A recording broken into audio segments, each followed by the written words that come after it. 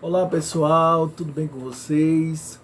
Aqui é o professor Cláudio Nascimento. Sejam todos e todas bem-vindos e bem-vindas, né, à nossa aula de economia política, né? Hoje a gente vai debater um tema, né, que continuidade da aula passada, que é a fisiocracia, né?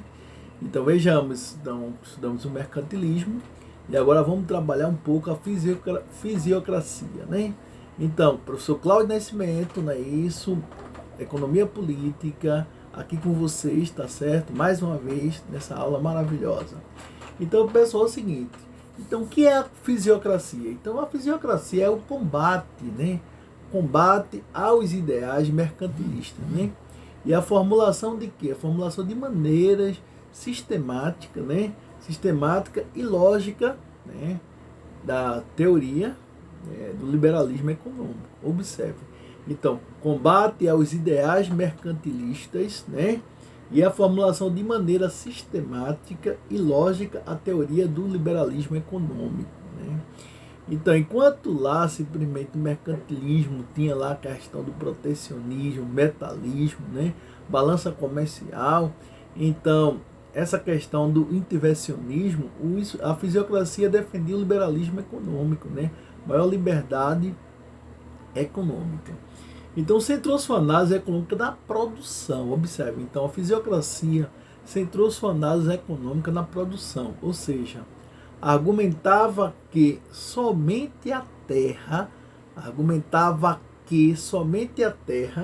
possuía a capacidade de gerar excedentes. Somente a terra possuía a capacidade de gerar excedentes. Ou seja, riquezas, né? Riquezas. Somente a terra poderia gerar riquezas. Então, segundo estes pensadores, né, a indústria e o comércio não geravam excedente, pois somente transformavam bens, né, e distribuíam os produtos, né, gerados dos recursos, né, naturais. Então, dividia o que é a sociedade em produtores, ou seja, agricultores, né, e servos, proprietários de terras, né, nobreza e clero, né, e os estéreis, que eram comerciantes, empresários, manufatureiros, né, e etc., que defendiam, olha só, eles defendiam, né, a liberdade econômica, é isso, e repudiava as barreiras, né, feudais e o intervencionismo, né, do Estado pregado pelo mercantilismo. Então, o que eles defendiam? Defendiam uma maior liberdade econômica e repudiavam as barreiras, né, isso, feudais e o intervencionismo do Estado pregado pelo mercantilismo. Outro ponto interessante é a adoção de imposto único, né? Imposto único incidiria o quê? Sobre a propriedade de bens. Observe, os caras, além da liberdade comercial, eles queriam um imposto único que incidiria nas propriedades dos bens. Então, ao Estado, de acordo com a fisiocracia, cabe o quê? Cabe a função de manutenção, né? Da ordem econômica, né, e da propriedade privada. Então, só ao Estado caberia, né, isso, a função de manutenção, né, isso, da ordem econômica, né, e da propriedade privada. Então, vocês vão ter, surgiu como reação ao mercantilismo. Então, a fisiocracia ela surgiu como reação ao mercantilismo, né, que significa regras, né, né, da natureza, né? Então, observe, surgiu como reação ao mercantilismo, que significa regras da natureza. Bens produzidos, né, com a ajuda, né, da natureza. Bem produzido com a ajuda da natureza, traduziram os ideais do liberalismo. Observe, o que vai traduzir os ideais do liberalismo? Bens produzidos com a ajuda da natureza. Então, traduziram os ideais de liberalismo, né? Então, esse excedente econômico adivinha da onde? Da propriedade da terra, né? Então, novos fundamentos, né? Novos fundamentos vieram onde a liberdade, é isso, de empreender era o carro-chefe. Então todos deveriam ter a liberdade de empreender. Então essa liberdade era o carro-chefe. A livre iniciativa, é isso, a livre concorrência, a propriedade dos meios de produção passaram a ser iniciativa privada. Então é uma coisa muito interessante, né? Então vai de desencontro ao mercantilismo, porque a fisiocracia prega o seguinte: a livre concorrência, né? A livre concorrência, é isso, a livre iniciativa, né? E a propriedade dos meios de produção, né? Que passariam a ser iniciativa, né? Privada, né? Então vejamos, então nós temos aí um ponto muito relevante, né, dentro dessa discussão, né? Então você vai lá, professor Cláudio, é isso, esse é o argumento deles aí, porque é o seguinte, né? A fisiocracia, né? Então tinha a liderança do Turgot, do Mirabeau, né? Do Kessner, né? Kessner que era e médicos, né? Então Kessner, médico, né, de Luís XV, né, era médico de Luís XV, né, e ele, na realidade, buscava exaltação de quê? Da economia rural francesa, né, Kessner. Então, na realidade, um francês buscava a exaltação, né, da economia francesa. Então havia um ponto interessante aí, que a gente vai além, era essa transposição absoluta de que dos procedimentos das ciências naturais, né? Ou seja, naturalismo para a sociedade, né? Cuja síntese, né? Em francês é tableau économique, tableau économique, ou seja, a questão da grande economia, né? Então, dinheiro e o produto, né? Dizer que o dinheiro e o produto, eles circulam na sociedade como sangue, né? Circula no corpo humano, né? Análise intersetorial realizada pela troca. Observe, o dinheiro e produto circulam na sociedade, né? Como sangue circula no corpo humano, né? E veja que concepção interessante, né? Aí vai ter a diferença entre ambas, né?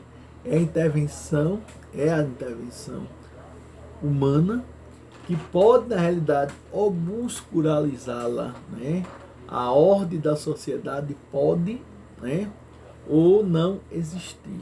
Observe. Então, a dimensão econômica aí, né, explica a ordem social. A dimensão econômica, então, vai explicar essa ordem social que é possibilitada pela troca. Então, observe, senão os caras disseram, né, que o dinheiro e o produto circulam na sociedade, como o sangue circula no corpo humano. Então, aí vai ter a relação de troca fundamental, né? Então, ninguém pode prover-se, né, de tudo o que necessita. Então, ninguém pode prover-se de tudo que necessita.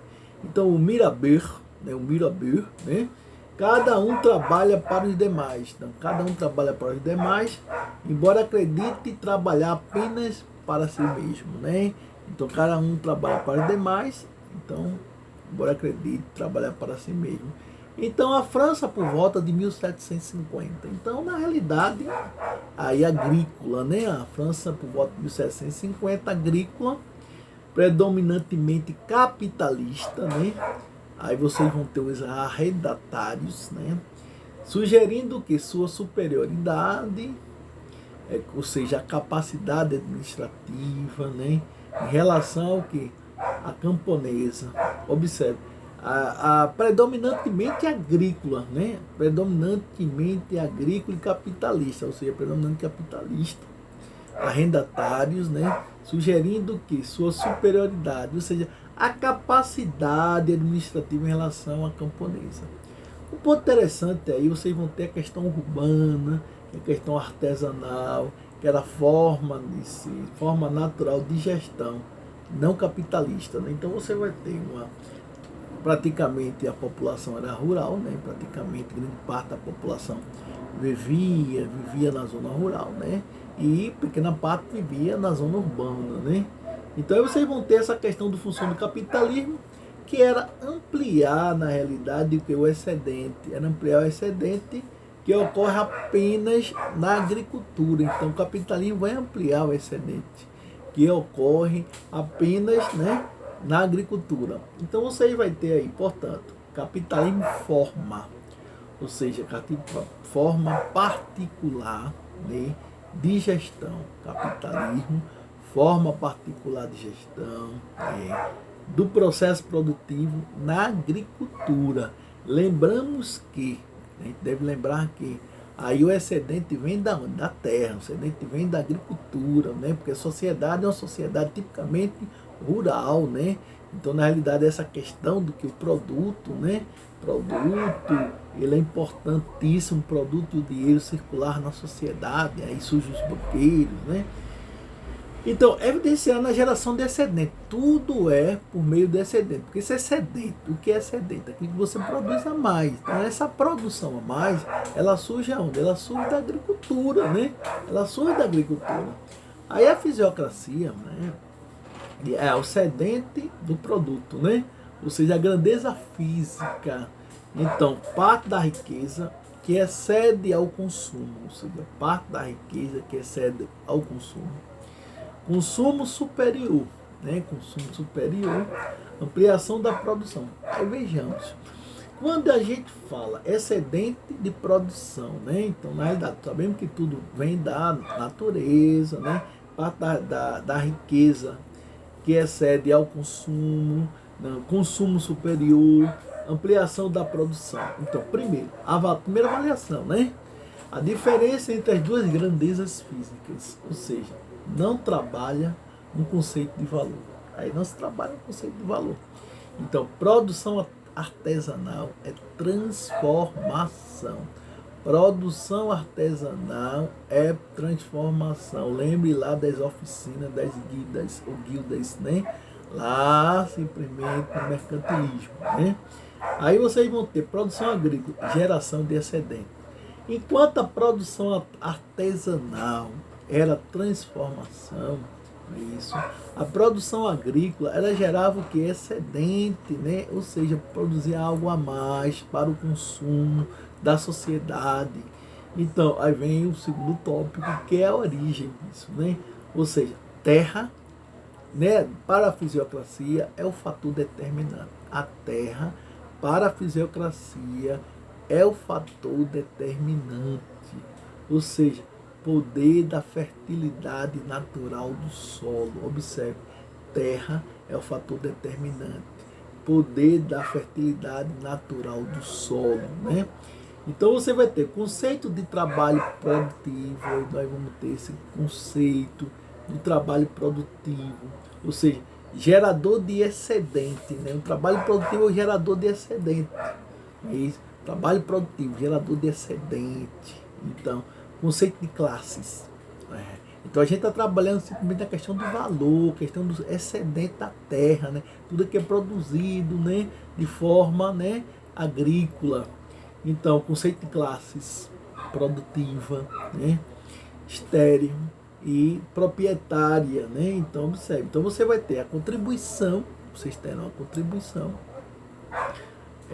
que é a identificação do excedente com a produção, ou seja, a questão de identificação do excedente com a produção, né? Lembrando que excedente é aquilo que a gente produz a mais, né? E não com troca. Então a gente vai produzir a mais, né, com a finalidade de atender necessidades, né? O conceito nasce com os fisiocratas, né? Ou seja, identificação do excedente com a produção e não com a troca. Então, o conceito nasce com os fisiocratas por ponto de partida para análise posterior dos clássicos, né? Adam Smith, David Ricardo. Aí vem o terceiro ponto da fisiocracia, que é a atribuição, produto líquido, né? Então, observe, renda fundiária, né? Então nós sabemos que renda é tudo aquilo que você arrecada, não é isso? Tudo aquilo que você arrecada no mês, no período, né? Então a renda são todas as rendas de trabalho, são todas as rendas, né, advindas do trabalho, né? Então mesmo a do arrendatário capitalista. Então, ele fala um ponto interessante aí, que é essa deficiência analítica, que é somente superada pelo sucessivo desenvolvimento da teoria do capitalismo, né? Então aí vai aprofundar essa teoria do capitalismo, que aí a fisiocracia ela pensa numa liberdade econômica, né? Numa liberdade iniciativa privada, né? Então que vai possibilitar as novas teorias. Então é importante que se possa admitir a possibilidade de lucros temporários, né? Claro, né? Lucros temporários, porque o mercado ele vive de lucros, né? Então, métodos redutores dos custos, né? Ou seja, tendência a ser absorvido pela renda fundiária, ou seja, na renovação dos contratos. Então, vamos pensar agora no lucro. Então, esse lucro, na realidade, você vamos pensar na renovação dos contratos, porque o que é lucro? Lucro é receita menos custo, né? Então a gente tem uma receita, tudo que nós arrecadamos, menos os custos, né, de produção, né? Então vai dar o lucro. É bem simples, né? Então aí fala aí dos juros sobre o capital, né? Então é interessante os banqueiros, né, que vão surgirem aí, né? O banqueiro, né? Você colocava dinheiro em cima das bancas, né? Por isso o termo banqueiro, né? Também não compõe o que? Não compõe o produto líquido. Serve a renovação do capital físico, fundo de risco. Ou seja, por que fundo de risco? Porque poderiam valorizar ou poderia não valorizar, né? Então, fundo de risco. Você poderia ganhar mais ou perder, né? Então, essa questão que se fala. Aí a teoria, a fisiocracia, a teoria, veja que diz, né? Fisiocracia. Teoria do excedente. É a base do sistema econômico, representado, né, na grande expressão francesa tableau économique. Tableau économique. O tableau économique explica como a riqueza global, né, é redistribuída. Então, o tableau économique vai explicar como a riqueza global é redistribuída pagando a renda fundiária, né? Ou seja, do latifundiário, do renda de terra, né? E garantindo condições que perpetuam, né, a reprodução do ciclo produtivo. Então, vejam. Então, você vai ter que explicar como essa riqueza global é redistribuída, pagando a renda fundiária, não é isso? E garantindo as condições que vão perpetuarem a reprodução do ciclo produtivo. Então a gente vai dizer, primeira análise do equilíbrio global, retomada somente em Marx, retomada somente no grande economista, sociólogo, né, historiador, filósofo Karl Marx, certo? Então você vai ter aí tem um quadro, né, em forma do quadro econômico, muito interessante aí. A gente vai ter reprodução total de 5 bilhões, não é isso? Então, adiantamentos, ele vai colocar aí a questão das classes produtivas, vai colocar a questão da renda para os proprietários das terras, a questão do soberano e os aduaneiros, né? Aí vai colocar adiantamento da classe estéril, né? Então vai soma que serve para pagar a renda nesses 5 bilhões. Aí vai ter uma soma aí para que servem o quê? Dentro de 5 bilhões a gente vai ter que redistribuir, vamos somar, que serve para pagar a renda e os juros de adiantamentos primitivos, né? Então despesas, adiantamentos anuais, né? Isso, então vai se fazer o cálculozinho aí. Aí vejamos, então a fisiocracia aí vai ter considerações acerca do modelo, né? Então, inversões do capital. Então, somente se observa na agricultura. Então é necessário que esse advento, esse excedente, ele vem da agricultura, né? Então não se identifica com a circulação interior da classe estéril, né? Então não justifica, né? Então a economia de Tableu é fechada, né? Então vai haver o desenvolvimento da acumulação ausente de quê? Do modelo grau máximo de cultivo, estágio, né? Então aí vocês vão ter condições para a perpetuação, né? Do ciclo produtivo. Então, condições para a perpetuação desse ciclo produtivo. Então, primeiro, né, inexistência de políticas reducionistas, né, inexistência de política reducionista dos preços dos cereais, né, aí preço dos manufaturados, né, manter-se ao nível, né, do custo de produção, aí evitar o monopólio, né, defesa do laissez-faire, né, defesa do imposto único sobre a renda fundiária, né, defesa da expansão capitalista na gestão do território agricultável, né, e questão pendente, ausência de uma teoria de valor, né, porque o Tableu trabalha com o quê? Com preço, né? Então vejamos, então são tópicos bastante relevantes que a gente começa a verificar aí, né, dentro dessa fisiocracia, né, onde vocês tiveram a oportunidade de verificar, né? Então vejamos, então nós temos outro ponto também interessante aqui, né? Ou seja, que a gente pode discutir bastante, né? Aí ele vai falar um pouco, né, que no objeto de investigação, né, dos fisiocratas, gostaria que vocês simplesmente fizessem isso. O objeto de investigação dos fisiocratas é o sistema econômico em seu conjunto, onde será considerado que unitariamente, olha só, como organismos rígidos por leis necessárias, né? E por isso mesmo cientificamente relevantes. Então a premissa que se baseia seu discurso é a afirmação de que existe uma ordem natural. Existe uma ordem natural, é isso, para a sociedade. Então a semelhança da ordem que rege a natureza física. Contudo, a analogia não vai muito longe.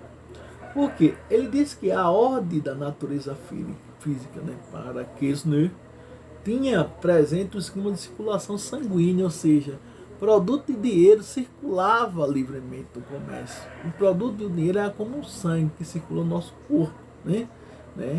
Esquema de circulação sanguínea, né? Provavelmente, né? Então aí você vai ter uma ordem, né? As margens da vontade, da possibilidade da intervenção, né, dos homens. Ao passo que essa ordem, né, essa ordem da sociedade, para o que os fisiocratas, existe uma razão dos seres humanos, né, enquanto este não cria obstáculo à afirmação. Então, ao contrário, né, ao contrário do que ocorre no mundo da natureza física, né, a sociedade pode encontrar-se distanciada da própria ordem, né, definida como natural. Então, no sentido que se os homens, né, que existe uma razão, né, capaz de explicar a atitude dos fisiocratas, né, ou seja, para os fisiocratas, a tarefa histórica do capitalismo, qual era a tarefa histórica do capitalismo? Consistia numa ampliação, ou seja, por ele tomada possível, né, do excedente. Então, tudo era baseado no excedente. Esse excedente estava onde? Na agricultura. É isso. Por essa razão, a presença, né, a sua presença possui um significado.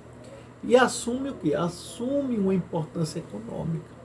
Somente no âmbito daquelas atividades nas quais forma o excedente. A partir daí, tal excedente pode ser ampliado. Veja só, tal excedente pode ser ampliado. Então nós sabemos que a sociedade era tipicamente agrícola, né? Então a tese característica dos fisiocratas era o seguinte, segundo o qual o excedente ocorre apenas na agricultura. O excedente ocorre apenas na agricultura. Isso. E é, consequentemente, o fundamento de outra tese, segundo qual o capitalismo é uma ordem própria apenas da agricultura. Portanto, ao interpretarmos, né, a fisiocracia, torna-se necessário cuidar de quê? Cuidar para que não se